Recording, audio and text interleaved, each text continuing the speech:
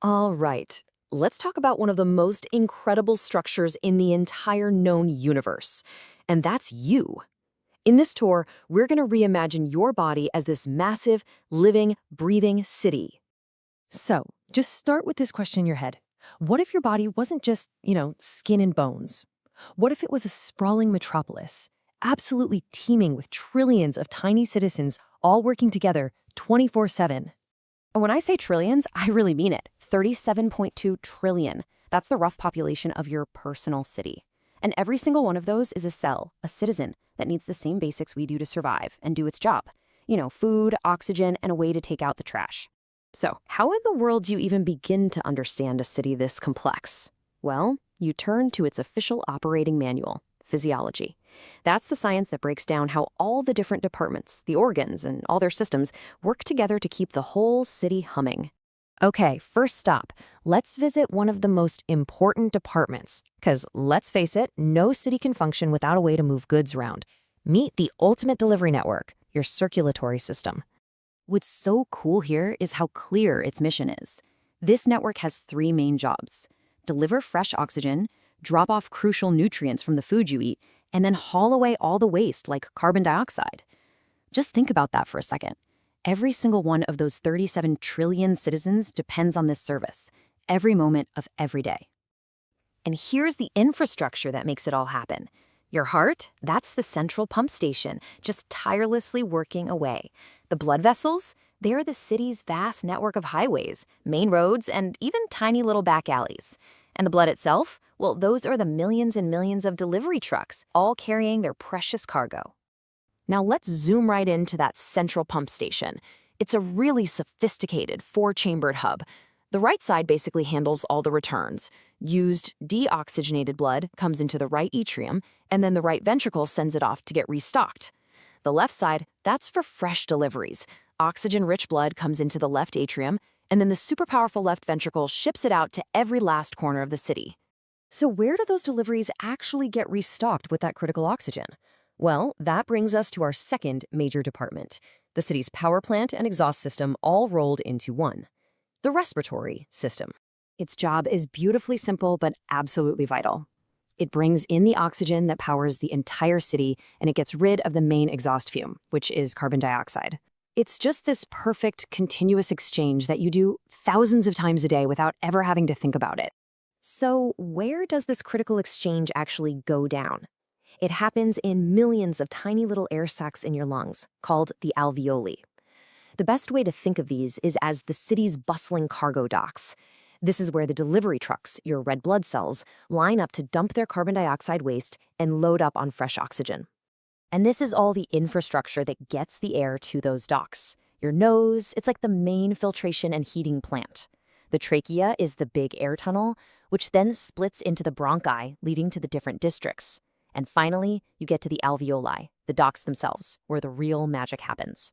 Okay, so we've got deliveries and we've got power. But how is any of this coordinated? A city this complex can't just run on autopilot. No way. It needs a government, a high-speed internet, and an emergency alert system all in one. So let's head to our third department, the command center, your nervous system. The command center has three main parts. You've got the brain, which is like the central government and the master data processor. Then there's the spinal cord, which is the main information superhighway connecting the capital to the rest of the city. And the nerves? They're like fiber optic cables, running to every single building, making sure communication is instant. And this system is unbelievably fast. Check out the city's emergency alert protocol, a reflex. Let's say one of your citizens touches something dangerously hot. An alert just zips along a nerve straight to the spinal cord, which acts like a local dispatcher. It issues an immediate command to pull back, and get this, it bypasses the brain completely, just to save precious milliseconds and prevent major damage. So how do these messages jump from one of those fiber optic cables to the next? The secret is the synapse. It's this microscopic gap between nerve cells. The electrical signal gets converted into a chemical one, which just floats across the gap to the next cell. It's like a tiny, super fast ferry system just for information. Now, with all this insane activity, the city could easily fall into chaos.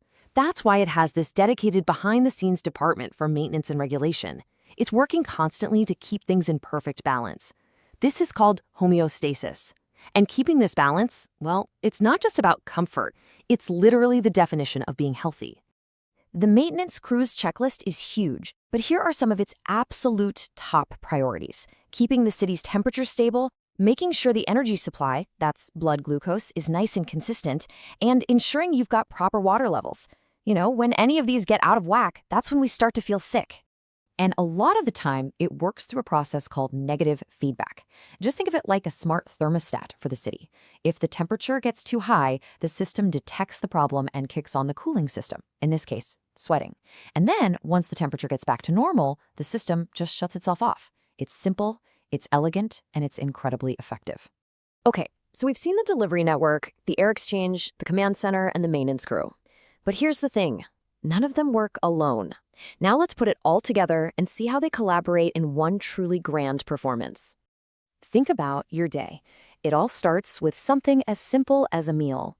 Your digestive system, the city's import department, gets right to work, breaking down that food into raw materials and useful nutrients for all the citizens.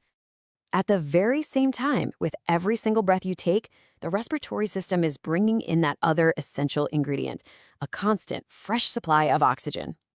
And then, the delivery network, our circulatory system, just swings into action.